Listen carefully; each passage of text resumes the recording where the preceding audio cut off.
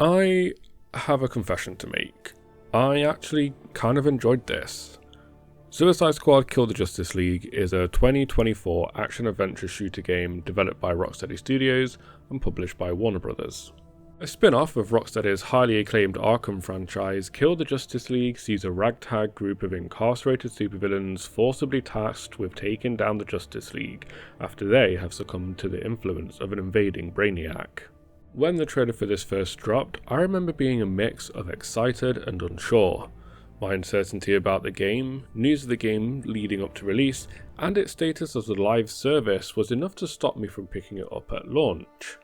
I try to avoid internet controversy for games that I haven't played, so Kill the Justice League quickly fell off my radar until January of 2025, where it was made available as part of the monthly lineup for PlayStation Plus. So, if you've picked the game up on PlayStation Plus but haven't played it yet, or are considering purchasing it, stick around and let's answer the question: should you play Suicide Squad Kill the Justice League?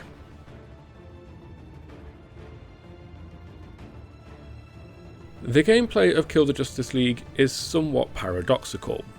On one hand, it manages to be overly complex, repetitive, and at times boring, while also managing to be simple and engaging. Kill the Justice League introduces its core gameplay loop of traversal mechanics and gunplay with an arena-based tutorial level that is short, utterly boring, and overwhelmingly an info dump. Here, you are shown the basics of movement, gunplay, attack types, enemy types, shield harvesting, juggling, and critical counters, with further gameplay mechanics sprinkled through the remainder of the game. It doesn't flow particularly well, and info dumping of gameplay mechanics is probably the worst first impression you can make with your game. I had absolutely forgotten what I was supposed to do for half of those mechanics by the time I actually encountered them in any real way. Once you've got past the tedious tutorial segment, it's not long before the game opens up, leaving you free to explore the world. You'll be free to switch between members of the Suicide Squad outside of combat, and each offers a unique traversal method. Harley Quinn uses a bat drone and grappling hook, Deadshot a jetpack, Captain Boomerang a Speed Force infused boomerang, and King Shark has a natural jumping ability. King Shark's ability to run and jump between rooftops was by far the best traversal method. It was simple and enjoyable to use, whereas I found the others to be either slightly awkward or just boring. The traversal methods all felt like a gimmicky attempt to make the world feel more vertical. It's your primary method for moving through the city and between groups of enemy in combat. But the whole system just feels forced and means that you are almost always fighting on dull rooftops in order to make the system relevant. Rooftops mean that not only are large portions of the map, particularly at street level, often ignored, but the space available for combat is cramped, with smaller spaces surrounding a main space attempting to add verticality to the game, ending up as awkward spaces for enemies to hide or drop onto, and disrupts rather than amplifies combat. Speaking of combat, despite overwhelming info dump of concepts during the tutorial, the combat actually emerged to be something I found quite fun. Its relative simplicity is key to that. The combat mechanics introduced in the tutorial become increasingly relevant as you engage in an increasing number of foes and varied foes. Abilities and powerful moves are limited to either powerful traversal abilities, which are an ultimate attack powered up by and used in conjunction with your traversal method, a suicide attack, which is essentially a glory kill, and a group ability. Outside of these attacks, further abilities are passive abilities that are activated at specific combo levels, which are easily gained through kills. The passive abilities are tied to each character's skill tree, with some variation to build towards different types of gameplay, from tanky melee builds to heavy hitting explosive builds, or a traversal focused hit and run build. It sounds more complicated than it actually is. Pick passives that suit the type of gameplay you enjoy, and go ham in the open world. Skills are easy to reset if you don't like them, so there's no downside to experimenting.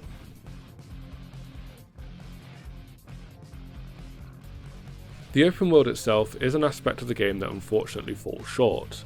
This version of Metropolis is dense, bland and soulless, purely an unmemorable backdrop to fight in. There's little substance and it all feels identical besides a few obvious locations for boss battles and places you'll visit frequently. The few locations of note you do encounter in the game, most notably the Hall of Justice, are fairly decent locations, They're well designed, have a personality to them that fits the characters using the space, and it shows that the team is capable of crafting good environments, but they haven't, because you don't spend any worthwhile amount of time anywhere else. Your base is mostly there for the occasional story beat and a spot to craft and upgrade your equipment.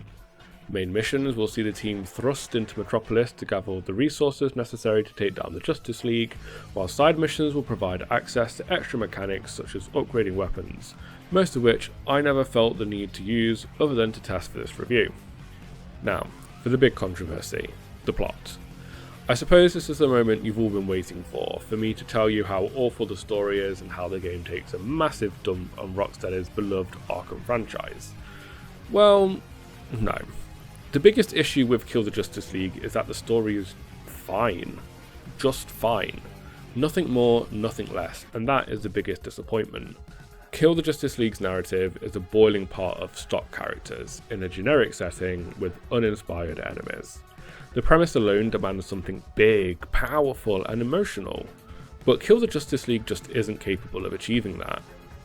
Desperate attempts to be cool and quirky with irreverent humour just come across as cringy and lame, while the story is predictable and simple, told by the numbers with just enough good moments to keep you engaged and expect a big payoff, which never comes.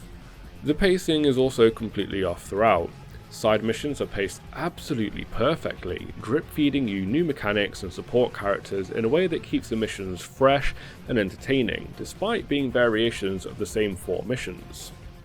The main story though is a different beast entirely, constantly teasing the big Superman fight whilst at the same time slowly building towards taking down your first League member, only to then rush through the rest of it at breakneck speed. It's as if the story had intended to be a longer single player experience, and the developers were forced to cut it down to a specific length. There are moments where we start to build up the relationships between hero and villain, showing a history and a vendetta between them, with the conflict becoming a more personal one.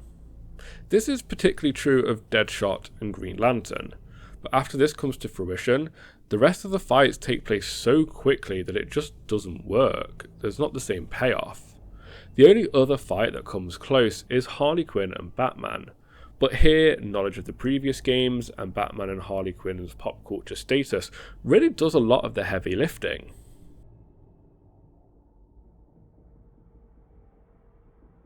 Another big controversy of Kill the Justice League that we can't avoid not talking about is the game as a live service.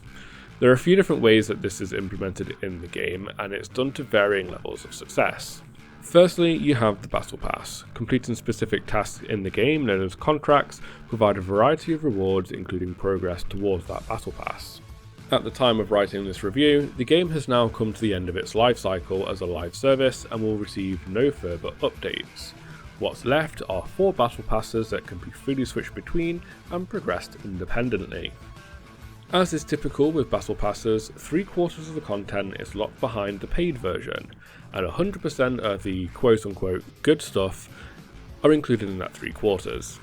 Even then, none of the Battle Passes had anything that I found was worth either grinding the free tiers for, let alone paying for. To rub the salt in the wound even further, my main King Shark had a grand total of 1 costume reward between all 4 Battle Passes, and it was the very last tier of the first pass. The main implementation of the live service though is through the game's endgame content. Once the Justice League has been defeated, the final showdown against Brainiac sets up the live service content. You can play any of the 8 episodes to acquire gear and reward items from that episode. You're free to switch between them, but matchmaking will place you in the most recent episode. Episodes themselves feature the Suicide Squad travelling to different universes or Elseworlds to take down the remainder of Brainiac's variants. Each introduces new unlockable characters and missions to play at varying difficulties. Once I hit this stage of the game, everything kind of lost its allure for me. I'd genuinely been enjoying the game up to this point, but being dumped into the end of episodic content with the few players I did encounter being hundreds of levels ahead of me just made the content dull.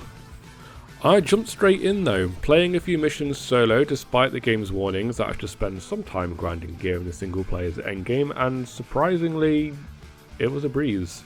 Barely an inconvenience. even though the game had been explicit that I would need to grind gear to be strong enough to play them. After a few solo missions, I joined another player in matchmaking and played a few missions on the hardest difficulty with him. And guess what? Yup, a breeze. It didn't even feel as though I was being carried. I was literally killing things easily and easily matching the score with the advanced player. All in all, the live service as implemented was again just fine. Would I rather the game be a longer, better crafted single player experience? Absolutely. Did the live service aspects of the game intrude in the single player campaign? Not really. It's endgame content that would appeal to players that enjoyed the open world and who would continue to play in the endgame whether there was a live service or not. No, what really rubbed me the wrong way was the emails from Warner Bros. Yes, that's right, the emails. Put a battle pass in your game if you want, I probably won't buy it. If I do end up buying it, it's because I've put enough time in to progress fairly deeply into the free version of the battle pass, and so why not? But that's rare. I don't think anything has so efficiently put me off purchasing a battle pass as receiving promotional emails from the publisher while I'm playing. Maybe other games have done this and I've just not noticed or not cared, but receiving these emails from Warner Bros. Knowing that they had stopped supporting the live service of the game, implemented an offline mode and won't be providing further updates was just sad. It reeked of desperation, the last throes of a publisher trying to squeeze the last penny they can out of a game before it dies. Just sad.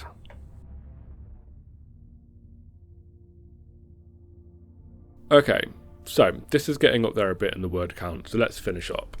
Kill the Justice League is a by-the-numbers action shooter that, despite its mediocre story, repetitive and grindy endgame, and unfortunate attempts at humour, has a single-player campaign that ends up being greater than the sum of its parts.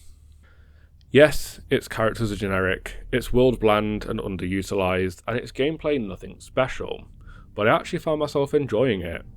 It's not a good game by any stretch, but I also wouldn't say it's a bad game, it's something far worse. Forgettable. Going into writing this, I had intended to give it a 7, just scraping into a general recommendation. But as I've put my thoughts into words, it's become a more negative review than I first thought. I still would recommend this, but it would be if you're a superhero fan or want to play a shooter that doesn't take itself too seriously or doesn't take up too much of your time, if you can pick it up on sale. It's going to be a final score of 6, recommended but dependent on taste. With that, as always, thank you for watching. If you want to support the channel, why not comment on your thoughts on Kill the Justice League? Like, subscribe, or join our Discord linked below. Until next time, happy gaming.